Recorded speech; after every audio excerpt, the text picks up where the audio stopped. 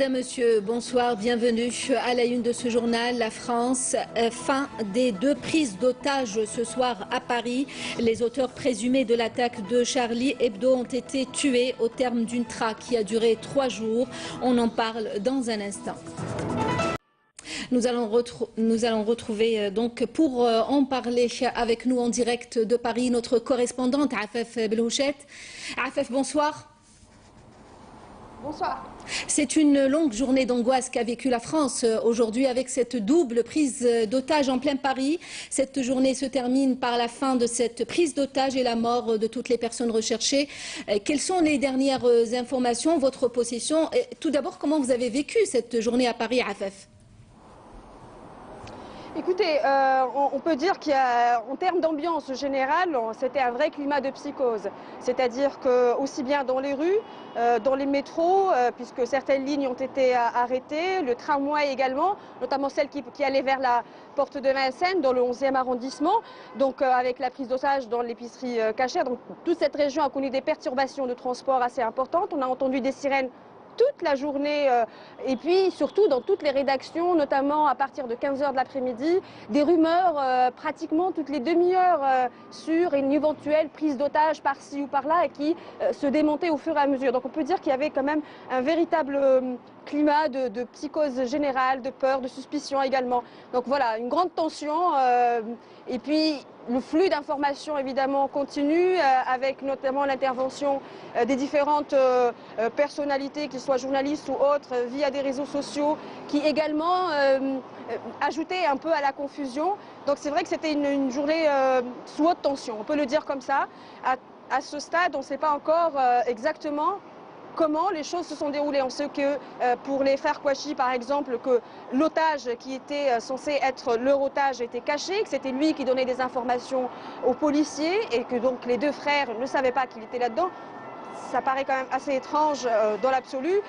Néanmoins, pour la deuxième prise d'otage, on avait parlé de 2 personnes, une fille et un garçon. La fille, on ne sait plus ce qu'elle est devenue, est-ce qu'elle est partie, est-ce qu'elle participait vraiment. On a vraiment très peu d'informations à ce niveau-là. Ce qu'on sait, c'est que le ministre de l'Intérieur français, Bernard Cazeneuve, est attendu sur place, donc dans le 11e arrondissement, d'une minute à l'autre, et que le président français devrait intervenir peu avant 20 h. Après l'attaque contre Charlie Hebdo et cette prise d'otages en plein Paris que la France n'a jamais connue, alors plus rien ne sera plus comme avant. Est-ce qu'on a cette impression ce soir à Paris ?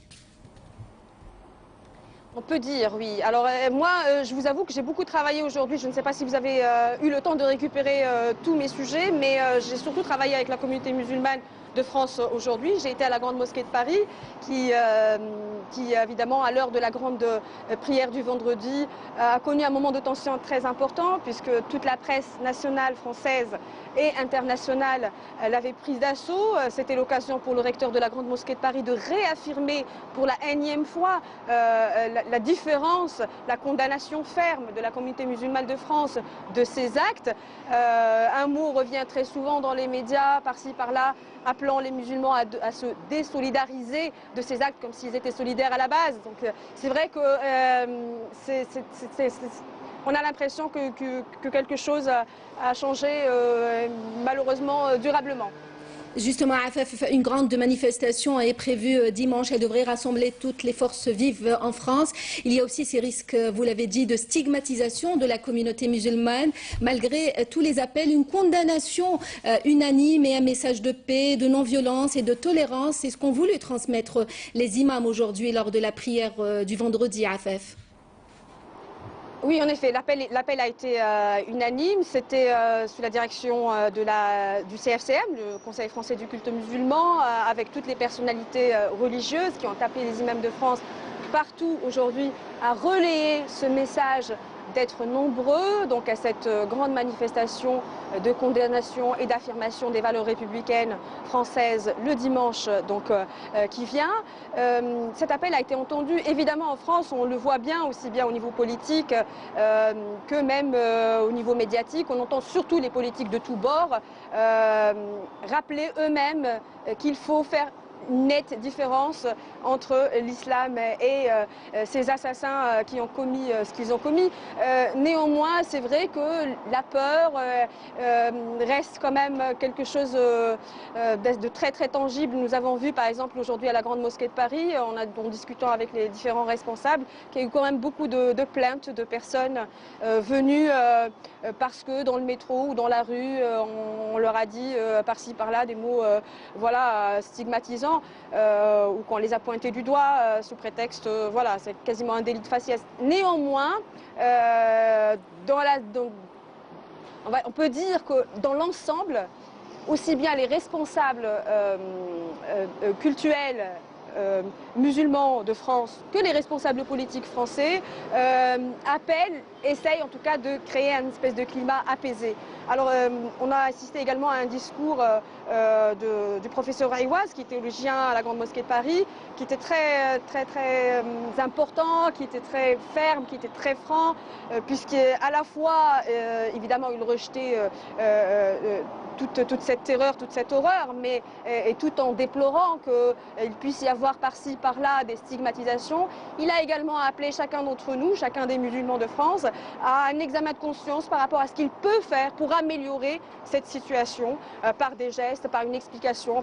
Donc voilà, on peut dire qu'en tout cas, aussi bien dans le discours fermé, clos, parce que ce dars n'était pas ouvert à la presse, hein, c'était uniquement adressé aux fidèles de la Grande Mosquée de Paris venus participer à la grande prière.